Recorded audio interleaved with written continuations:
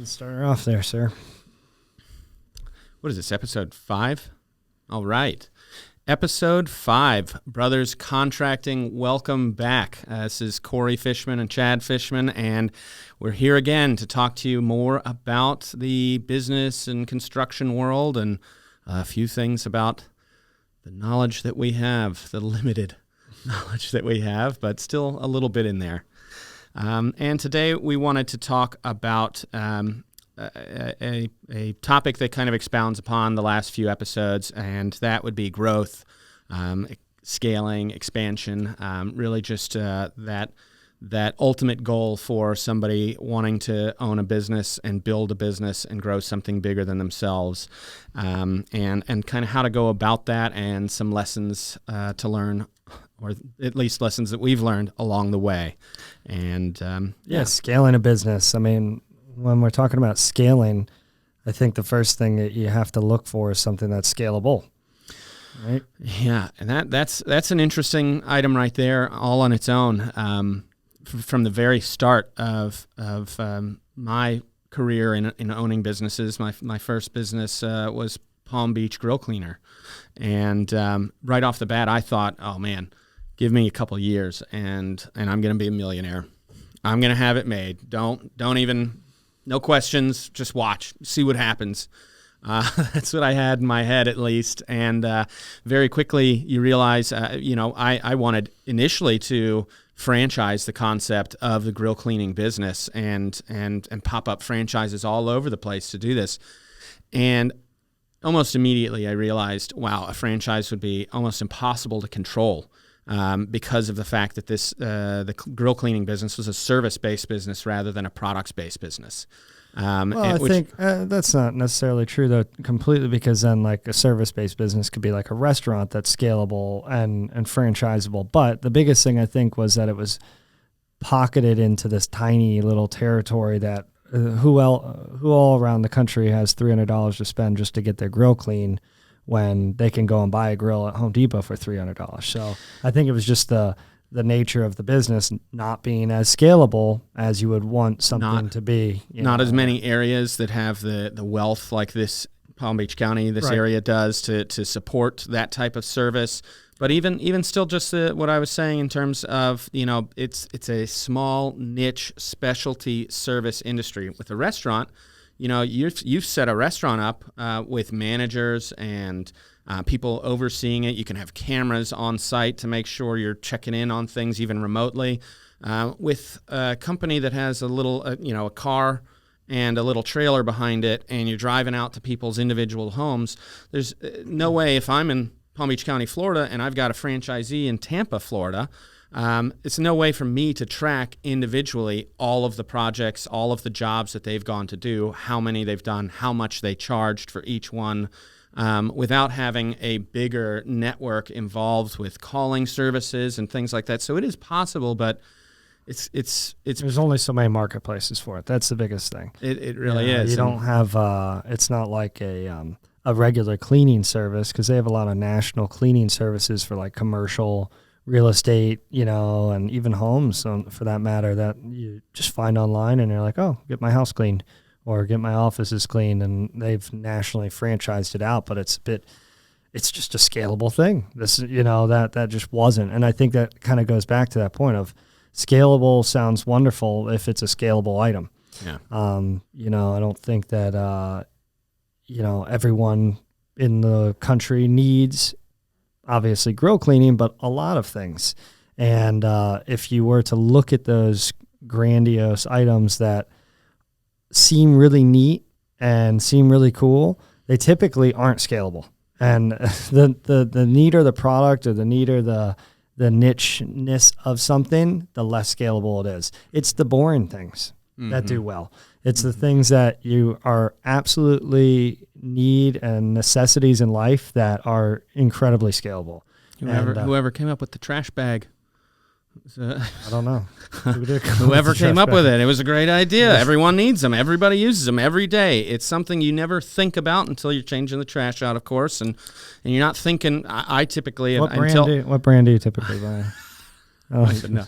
I buy Husky, the heavy duty commercial bags for. Yeah. No.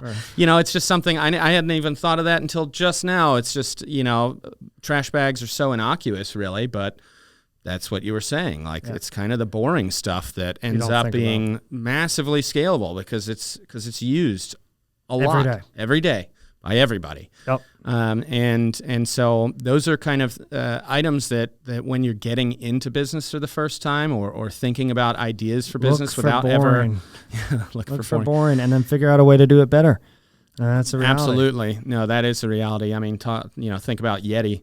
Yeti coolers and their products. There were so many other cooler brands on the market when they came out, but they just thought, okay, we can do this better than everybody else and then charge a lot more than everybody else. And look at that brand now. I think there's really two things. There's either that route of, it's really scalable and really a boring type of necessity of life, or it's something that's really neat and really profitable on a more local scale. And those are really the two directions that you can go. That doesn't include scalableness to it, at all, but you may have something that you have high profit margins on that is a really neat product. I mean, there's even guys like in the marine industry that build custom teak helms, for sport fish, or custom engraved glass for the back of windows, with etched out fish and stuff like that. Mm-hmm. And it's a neat thing and it's very profitable. They're not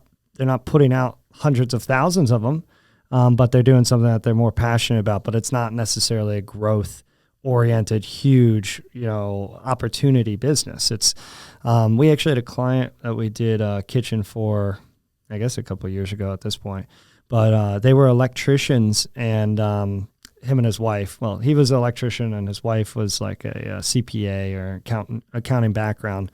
And they took something that is incredibly normal, something that everybody needs, so electrical work done, and they turned it into something bigger by looking towards government contracts, and found that they went from like 2 employees to 500 within like 2 years, because they ended up locking in with FP&L and a few of the state government contracts. And so all of a sudden they were doing all of the utility poles and all the electrical work for them in South Florida, which was incredible.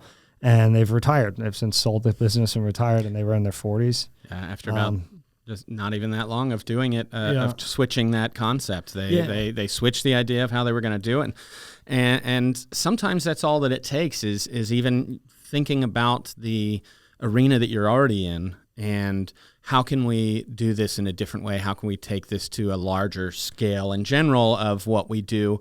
Not necessarily, if you're, once again, as an electrician, not necessarily how do we install more plugs for people at their homes, or how do we install more fans for individual homeowner clients, but how do we look to a larger marketplace doing larger projects in general? And so, like you're saying, they went to FP&L and government work and started doing major work with electrical towers and posts and all the utility work. And so even within the same realm where they were struggling to scale it in one direction, they decided to pivot entirely and scale in another direction that still utilized their core knowledge base. Another good example of that is actually we had another client that's bought several units from us over the years, like grills and ice makers and stuff. And I'll never forget having a conversation with him actually right here. Years ago, it's probably like 5 years ago now, and we spoke with him, and he had come in to pick something up, and he was like, we're like, how did you get to the point? And so what he does is signage, business signage. Okay, very simple thing. You've probably seen a lot of companies around. There's big franchise things like Signorama and whatever, but he was a local, signage guy, and for years he was doing just that, local signs. He was putting them up for companies like Fischman Outdoor, or, a local, diner or whatever chocolate it was. Shop. Yeah, just all the small businesses that were close by. They did some road signage too. And we couldn't believe how big his company was. And we were like, what are you doing? And he said, well, took years. And then finally, him and his brother are in business together too. And he said, we looked at each other, we're like, we need to do something that's going to really jump us up, because right now it was kind of like a teetering on edge business. He was telling us, he said we were on the brink of collapse, and we were almost completely out of the industry at that point in time. Yeah. And so he said, he just decided, let's go for national contracts. So I think they have since signed with Starbucks, PNC Bank, Home Depot.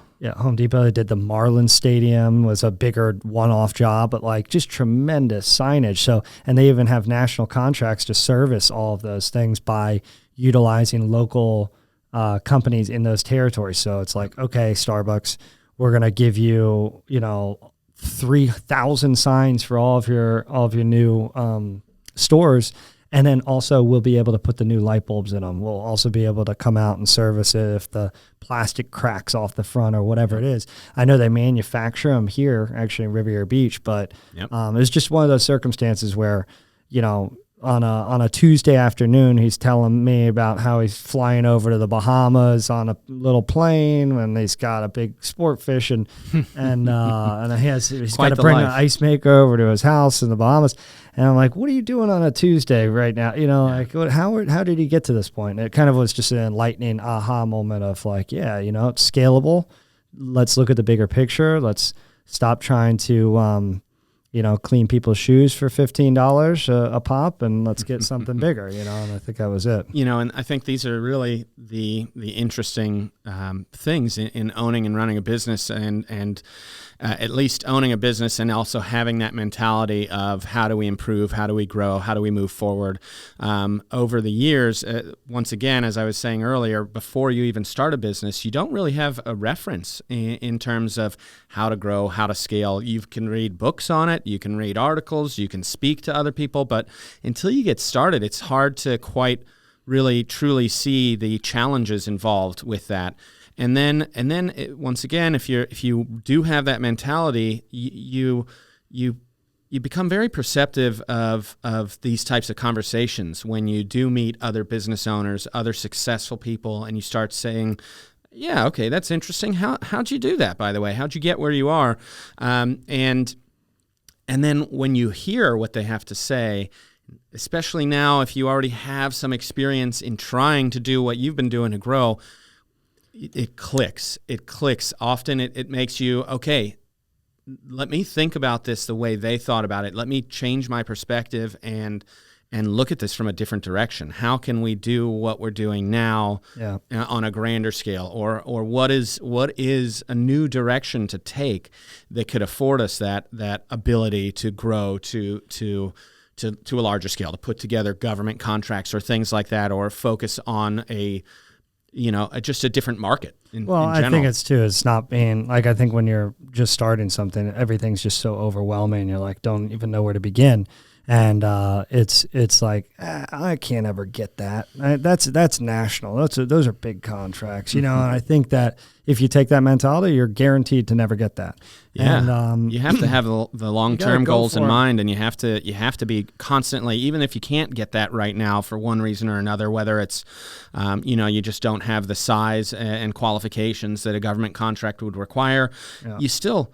If you just forget about it from right then forward, then it's over. But if you say, okay, now I understand what it takes to get that contract, let's go. Yeah. Let's get there. Let's work in that direction. I think it's funny. I actually am pulling up this video. A friend of mine sent yesterday, which I had seen a long time ago, and it kind of resonated with me again. But it was Just Do It, and it's Art Williams, some motivational speech.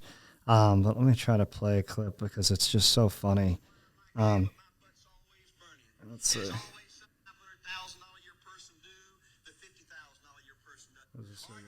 You're supposed to be somebody. You're supposed to make a difference with your life. What does the $500,000 a year person do? The $50,000 a year person doesn't do.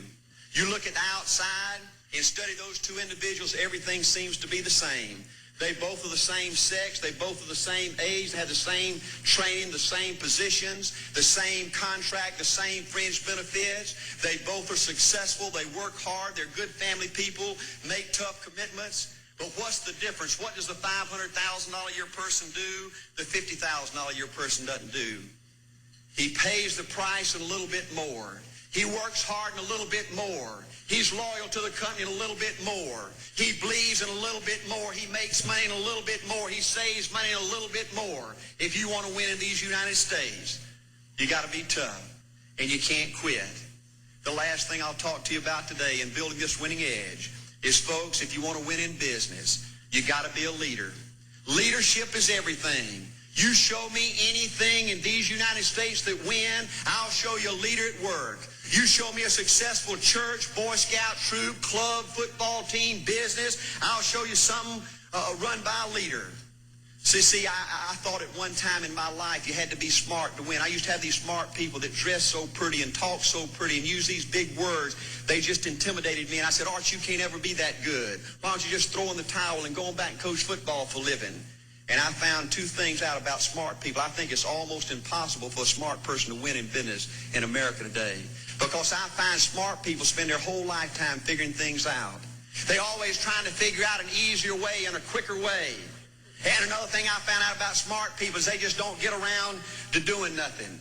And see, somebody like Art Williams, everybody said, well, he can't do it. And somebody like that can't do it. But he does it. See, folks, I want you to know almost everybody in America almost does enough to win. They almost get there. They almost are over the hump. They almost have it going. They almost in everything they do, almost is a way of life to almost everybody in America. But the winners do it.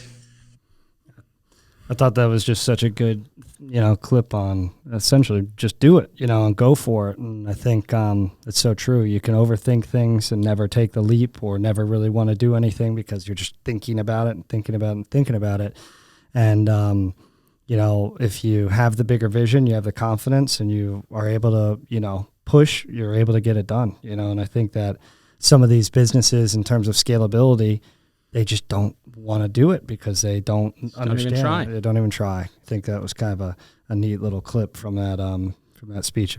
At the end of it, he just keeps going on and he says, "Just do it, just do it." And it's about 100,000 times you hear him say, "Just do it." And it kind of, I don't know if he was sponsored by Nike and that because it was 1980s, so I don't think so. But it definitely seemed like a Nike commercial with the "Just do it."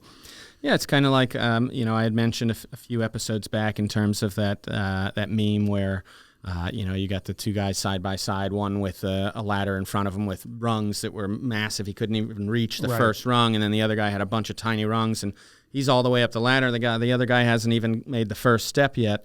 And yeah, it's all about just doing it. Mm-hmm. And doing it isn't, okay, go and get a government contract right now. Maybe that is not possible right now, but okay, what are the steps that I need to take to get to where I can actually start thinking about taking on a government contract? Take that first step. That's critical. Well, I think to play off of the whole scaling, a big part of that would be, customer acquisition. How are you getting your customers? And how are you retaining them if it's a type of business that you can retain them? So in the circumstance of that, the signage guy, he was able to get large contracts with a few vendors, right? And so then you're able to retain these clients that are consistent. One of the, tough things that we found with our outdoor kitchen and patio line of work is that you start back at ground zero with everybody. Yeah. You go back to education stage. You go back to... We do one project for one client, and then they have a beautiful patio. It's very, done. It's very rare that you have another. And we've had unless they buy another house and move out and go in the right. same area, then you're not getting them a second time. Which we've had that a few times, but not terribly often. That's not a normal thing for us. So it's a difficult thing to keep and to try to scale when you're constantly like, all right, back to nothing, and then you got to teach that person and you got to sell over and over and over again. And not that there's anything wrong with that business model, but scalable wise, it's difficult to scale. Yeah, we've done a lot to scale over the years, and we have scaled quite a bit considering the niche industry that we do work in. We do quite a lot of jobs every year, and we're in the area that we're in, we're definitely one of the biggest players in terms of this industry. However, just like you're saying, each client for us is a one-off client.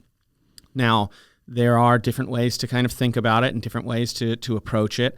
When we build custom outdoor kitchens, for instance, we do just that. We build custom high-end bespoke kitchens for people. Pop-up TVs. They are, TVs that pop custom out of the counter and specialty fire pit items that are built into the counter, very, very unique custom work. It's very, very high end.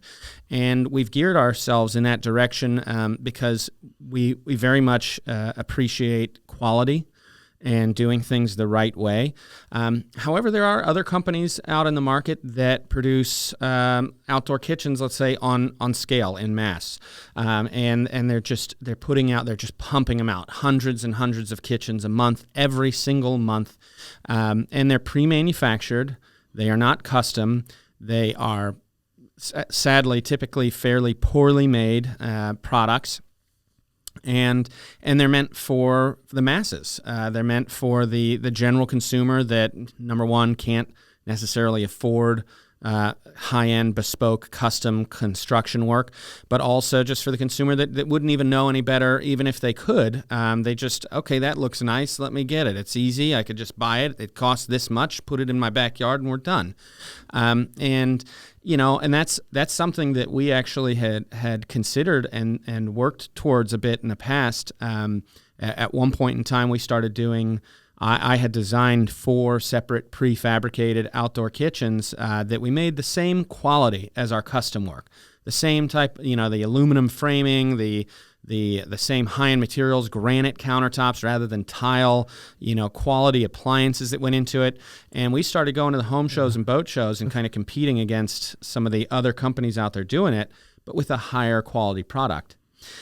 Market for that's a lot smaller. People just didn't, people who were looking for a quick and easy pre-manufactured product like that, not necessarily the most discerning of consumers. And so when they came to us and saw, a 6.5 foot counter with a grill and a fridge that cost so much, and then they go and around the corner at the same show and they see a 12-foot counter with speakers built in and lighting and all kinds of, a bunch of extra appliances, and it's the same cost, they think, that's clearly a better deal, even though that counter you might need to replace within a year. Exactly. Apart, Whereas the one we're selling will last you 20 years legitimately. They don't see that when it's brand new, fresh. It's the same thing. It's like the Men's Warehouse concept, right? You can go and get suits at Men's Warehouse. They're good. They're fine. It's for your general consumer. We've all worn them. But then you could also go to New York City and go to a high-end, bespoke, tailored suit maker that makes suits that you really do keep for a lifetime, and fit you exactly to a T. So, it's all depends on how you want to run your business and how the type of business you're in. We didn't want to. We didn't want to compromise. We didn't want to compromise. We didn't want to go down in quality. Yep. And I did not want to field the phone calls forever about, hey, what is this trash that you sold me? Why is it falling apart? I just bought it from you a year or two ago, and I spent a bunch of money on it. What's going on? We were not willing to do that. And so that's kind of another factor that a lot of people may not consider up front about scaling and selling something. In sales. You better sell something that does well, and that's a good product that works well, that you believe in. Exactly. You will never hear the end of it if you don't. And quite honestly, if you believe in it, you'll never hear the end of it. It's still a constant forever calls about, hey, how do I handle this? How do I do this? Even with good products, you're going to have issues. And at the end of the day, we tell all of our clients when they're signing, they're like, if they're asking, hey, is this stuff good? Do you like it? We tell them, Our goal is to never hear from you ever again. That's literally our goal. Like, never call us, because we know that any call coming from you is something that we're going to have to fix or do. So, we want to give you the better product so that we don't. We start off with quality from the very start. We will not. And that's probably not your normal like business. Good advice. Like, we never want to hear from you again, customer. Like, this is the last time we speak. But it's the reality of our product, of what we do, which is what makes it hard too to scale in a large size, is because you do start back at ground zero with a new client. It would be fantastic if every one of our clients had 50 homes and they were just constantly buying them and all in Palm Beach County and, Port St. Lucie, whatever. And at the same time, when you are doing bespoke, high-end custom work, there's no way to just pop them out. Well, yeah, we can't send these anywhere. We can't ship them. We can't ship it to the house and then it fits perfectly into between a column and a wall and everything goes just fine. It's challenging. Yeah, it's not like a custom art. Yeah, don't get me wrong. We've put, we had a whole episode talking about processes and systems, and we have all kinds of processes to streamline that high-end custom work that we do and make it as scalable for us as we possibly have been able to figure out thus far. Yep. But it's still tricky. It's still hard, and it takes time. It takes effort. It takes a lot of thought. Whereas popping out, prefabricated things, there's just a... You make it in your warehouse, you can oversee it, it's done, simple. And you send it off. Just one after another after another. Do the same thing over and over and over again, just repeatability. And at moments, that sounds really, really nice to me. Because there are some nights where I'm sitting here trying to design something on the computer, and I am just brain dead after a long day, and it's... That's even the builders, even, when you hear about a new development going up and all these houses, there's going to be 1,700 homes in a new development, and Toll Brothers or GL or one of these builders comes through, or developers rather, they're not the builders. They take 4 blueprints, architectural blueprints, and they just repeat it. And that's it. There is no, and their whole theory is the same thing as, as Ford was when he came out with this Model T.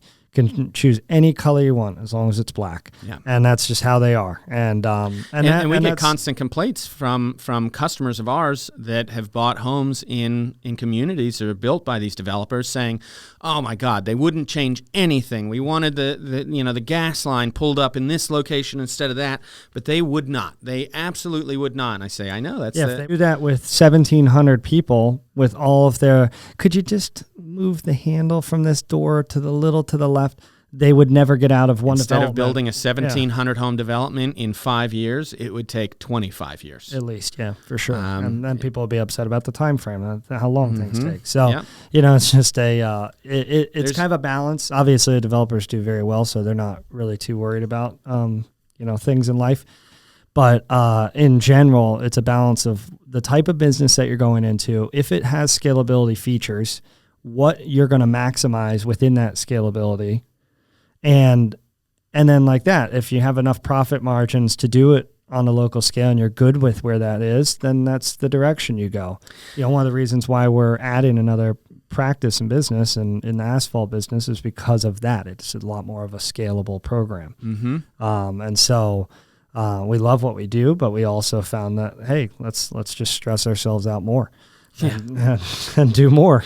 Why stop at 1 a.m. when we're done working? For us, in terms of scaling, there's always going to be compromises. There's going to be a give and a take, no matter what direction you're going, no matter how you're trying to scale or how you're trying to grow, and every decision that you make, there's going to be a give and a take to it. And for us, we weren't willing to give the concessions that we needed to in this current custom construction industry that we were working in order to scale it. And once again, that's just what I was just talking about, dropping quality on things. We weren't willing to go that direction. And so for us, it was either make that concession to turn ourselves into something that's scalable, or start up a new venture that allows us to exercise our desire for learning and growth and scalability, and at the same time be able to continue providing the level of service and quality that our customers have come to expect from Fischman Outdoor, our construction business. And that's why we chose a new direction, is because we weren't willing to make the concessions in our current arena to scale as much as we'd like to, and so we chose a new arena to dip our toes into and start building and growing from there. Yeah. So on that scalability factor or growth, obviously operations and management of your team is essential and can be so important for that growth. And we've kind of touched that on the last couple podcasts as well. But I think forming a good company culture is incredibly important too. And I know that's been a big company culture. That's been a big topic for probably the last decade of how companies since the whole Google and Meta, Facebook world have come to light, on, we have ping pong and free lunch, and it's like open office design, which we actually do offices. Have ping pong here, so we do have a ping pong too, and a gym. But yeah, sadly, we never have an opportunity or time to enjoy those things. But we've got them. We used to actually do that when we get really stressed out. Corey and I'd say, "I think it's time to go play a little ping pong right now because I got to stop this right now." Which is important, by the way. When you are dealing with stressful moments with the business, it is good to take a moment to take your mind out of it. Yeah. And take a breath, and so that's exactly what we did. We just played some ping pong for like 30 minutes and just recoup. But yeah, company culture is a tricky thing. That's something that I've always I've always harped on quite a bit in terms of how we're managing our team internally and how our team members think about the business and think about how they do what they do for the business.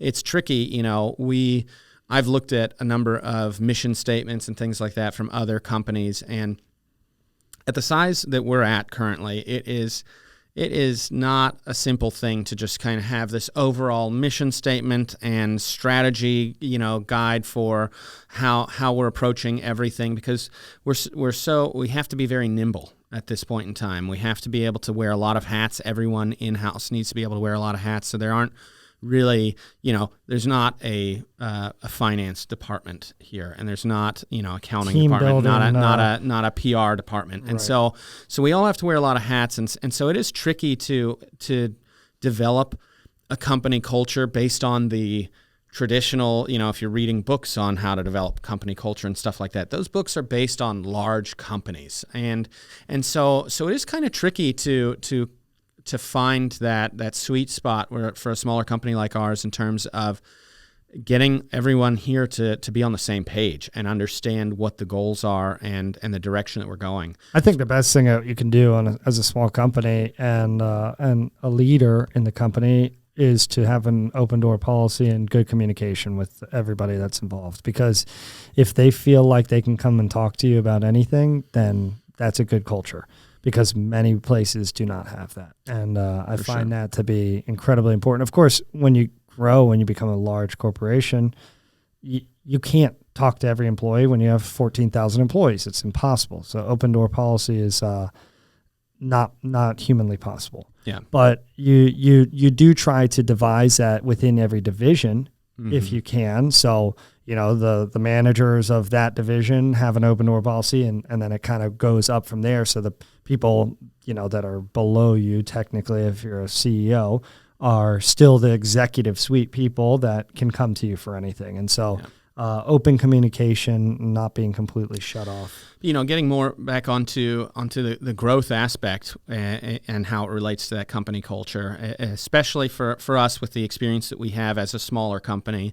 We have definitely made it a point of discussing with all of our team members here what our plans are, how we're looking to work towards those goals, and the the steps that we're taking to do it.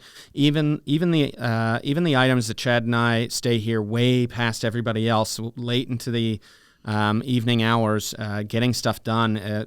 Right now we're doing that a lot to try and and really build the new business, because our normal working hours are just filled up with the day-to-day of the existing businesses. And so the new business, it's kind of an after-hours activity for us at the moment. But the next morning when everybody comes in, we share with everybody else, okay, just so you guys can see, this is what we worked on last night. This is what we put together. This is the new way that we put a spreadsheet together that allows us to create estimates very quickly. And, and here's the maps that we're putting together to show the layout of the work that we're going to do with the asphalt and all of that. You have to have buy-in. You have to have everybody has to that you're working with either has to buy into the things that you're really involved in and wanting to do, or they don't, and either that meshes or it doesn't. And that's in general. When you hire somebody, you need to be looking for, and it's tough to figure out right off the bat. Your first bunch of hires, you're not going to know what you're looking for, but after a while, you kind of get a handle on the types of personalities, the types of people that you're looking for. You want people who are all committed, in, and you want them to have a shared kind of mentality in terms of work ethic and pride in what they do. And if you have those things, then really you can kind of build everything else from there. But it is interesting having hired people to do one type of work, and now we're introducing other types of work into our company culture here, and other types of business that we're reaching out for, and kind of bringing those same team members in and saying, okay, by the way, here is the new direction we're heading. Here's the steps we're taking. Are you okay with this hat? Exactly. Yeah. And here's kind of what we're envisioning for you in this role moving forward, and how we see you helping us to grow in the future. And, growth, once again, that's this whole discussion. It's really critical that your team members have that same mentality. They they understand the direction we're heading, and they want it too. Yep. And they're going to do what they need to do to help the business, the team as a whole, get to where we need to be. And and some of those things are overarching mental thought processes, and you can't really teach anybody. That's who they are. And then some of those things are kind of like the items that we had talked about in the last episode with processes, and be sure to write down everything you do on a daily basis, so that we have a compiled system and list of your responsibilities and how you handle taking care of them, so that if we bring somebody else on to handle some of those roles in the future, you can easily pass that off so you can grow easily, rather than it being a very time-consuming process to onboard new help. Like I said, we don't currently have an accounting team or a marketing team or an HR team, but we have people that handle some of those roles, and maybe one day we will have teams of people that do that stuff. And if we can already start compiling those processes and procedures now with the individuals who do those things, then by the time we do start onboarding more people to create those teams, it'll already be there. Yep. And so I think thinking about those things ahead of time. I mean, it's most people would probably say like, oh man, you have like 4 or 5 in-house employees. How are you already thinking about when you have teams of people and trying to think about it? Yeah. That's the time to think about it. It would make it so much harder to put that together when everyone's here, and it'd be sloppy, it'd be messy. The people would be sitting around saying, "What the hell do I do?" And especially if you end up kind of in a position where you need to scale quickly. Which tech companies are in the forefront of my mind when it comes to that. Seeing companies that all of a sudden overnight they hire 1,000 people, and you see a lot of companies that do that just fail because they just couldn't manage it. It was too quick to and they didn't have anything in place already. Right. And so those are things, even when you're small as can be, to be thinking through and working towards putting those pieces together. And speaking about that, kind of the last piece of the growth and expansion concept is money, right? So how do you expand when you don't have the capital? How do you get the capital if you're not expanding? And it's just this kind of like catch-22, and some people are fortunate enough to have massive loans or private investors if they want to have a private investor come in and take ownership or equity in the company. Something to put a lot of thought into. Yeah, but other, the way that we've pretty much done everything has just been organic growth. And that's the hardest. It's the hardest thing to do because it's just, you're constantly grinding to make improvements, spend, but output money that you're hoping to God that you're getting back. And value that you're going to have come back in. And I think it's something that a lot of entrepreneurs struggle with, or business owners when they're starting up. It's the hardest time.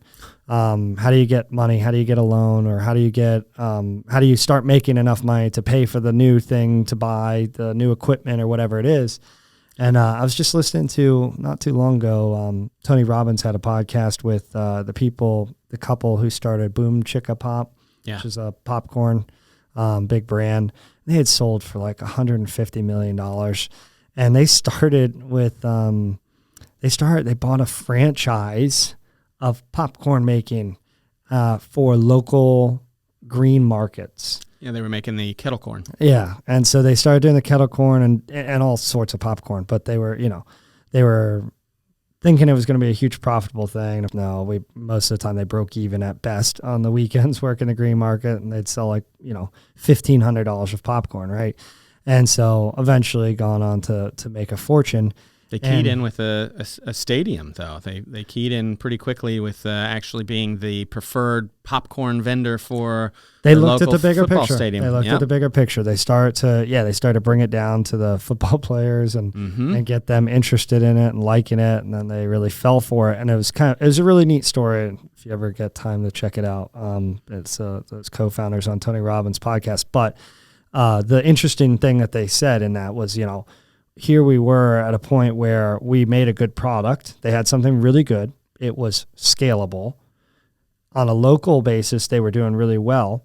But then I can't remember who it was, maybe Whole Foods or somebody said, or Trader Joe's. I think it was Trader Joe's. They said, we'd love to place an order with you. You have to be able to fulfill this. And it was a massive fulfillment. And they're like, how are we supposed to manufacture all of this popcorn? I don't have enough capital to buy all of the things necessary to bag it and to you box it and get it to you. And I said, well, I don't, that's for you to figure out, and it was just kind of interesting of like, here you have this amazing opportunity. You can't even get it done. And I think the husband was talking about how he's like, that point in time, we were just like taking out every zero interest credit card possible, and then just doing credit balance transfers and just to make it and do what we knew would be a good thing in the end, but stressful and very scary in the short term. Kind of putting everything on the line, and so that's an interesting topic. It's a money topic because it's easy to have grandiose ideas, but the reality is most companies are going to need, you got to start small. And it took them what seems like an overnight sensation to make $150 million was actually 16 years of hard work and of making no money. And the wife was a nurse the whole time working that full-time job. Mm-hmm. So it's nice to see and hear like the hustle part of the story instead of just like, oh, they recreated a new popcorn that made them $150 million. You're like, oh, come on now. Like, how did you get there that quick? But it didn't happen quickly. It doesn't happen quickly. It was a very stressful ride. It just won't. It's something if you're not in business yet, and you're thinking about getting into it, you really have to understand it's going to take time no matter what you do.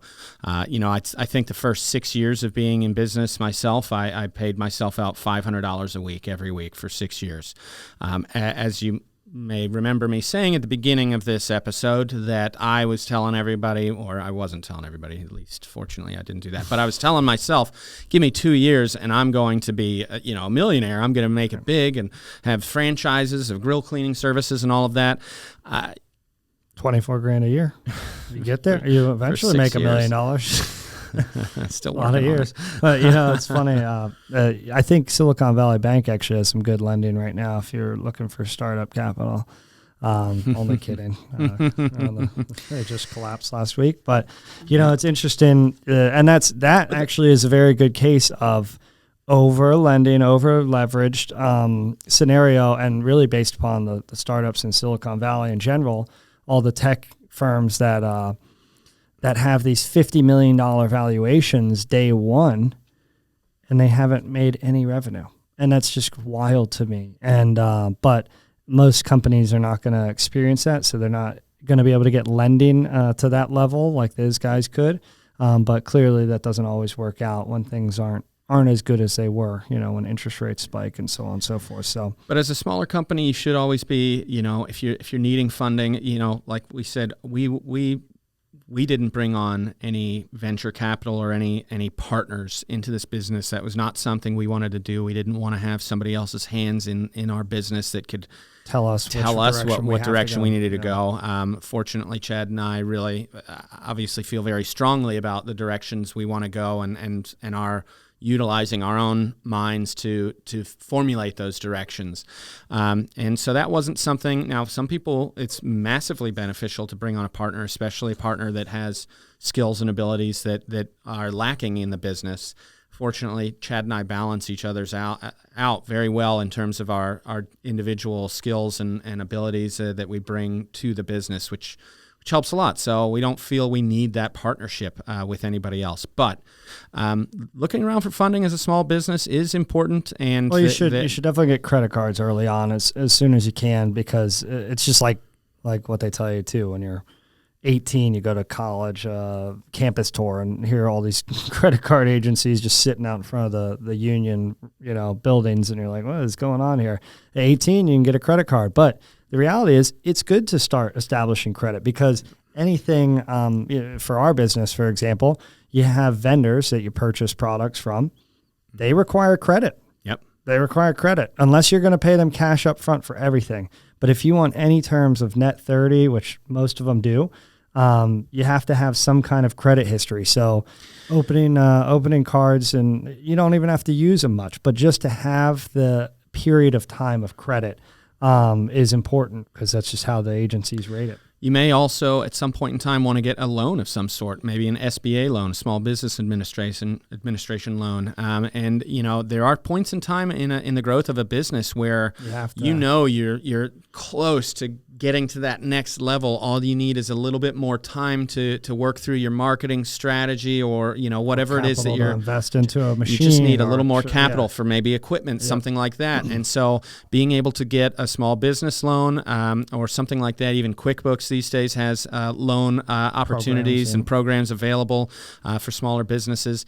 And those are decisions you can't make lightly. You have to know what you're getting into. You don't want to dump money into a losing proposition. But if you know you're on to the right track, you just need a little bit more help, then a small loan can help and go a long way sometimes. You need credit for that too. You can't get a small loan without having credit. It's better to use somebody else's money than your own. Yeah.